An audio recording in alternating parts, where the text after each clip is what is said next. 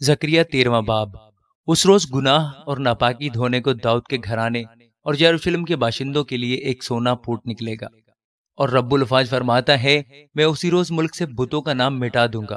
اور ان کو پھر کوئی یاد نہ کرے گا، اور میں نبیوں کو اور ناپاک روح کو ملک سے خارج کر دوں گا، اور جب کوئی نبوت کرے گا تو اس کے ماں باپ جن سے وہ پیدا ہوا اس سے کہیں گے تو زندہ نہ رہے گا، کیونکہ تو خداوند کا نام لے کر جھوٹ بولتا ہے، اور جب وہ نبوت کرے گا تو اس کے ماں باپ جن سے وہ پیدا ہوا اسے چھینٹ ڈالیں گے، اور اس روز نبیوں میں سے ہر ایک نبوت کرتے وقت اپنی رویا سے شرمندہ ہوگا، اور کبھی فریب دینے کو پشمین چادر نہ اوڑھیں گے،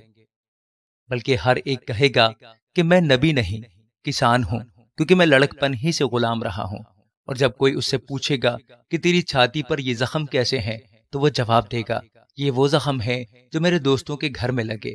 رب الفاظ فرماتا ہے، اے تلوار، تو میرے چرواہے یعنی اس انسان پر جو میرا رفیق ہے بیدار ہو، چرواہے کو مار کہ گلہ پراگندہ ہو جائے، اور میں چھوٹوں پر ہاتھ چلاؤں گا۔ اور خداوند فرماتا ہے، سارے ملک میں 2/3 قتل کیے جائیں گے اور مریں گے، لیکن 1/3 بچ رہیں گے، اور میں اس تہائی کو آگ میں ڈال کر چاندی کی طرح صاف کروں گا اور سونے کی طرح تاؤں گا۔ وہ مجھ سے دعا کریں گے اور میں ان کی سنوں گا، میں کہوں گا یہ میرے لوگ ہیں، اور وہ کہیں گے خداوند ہی ہمارا خدا ہے۔ آمین۔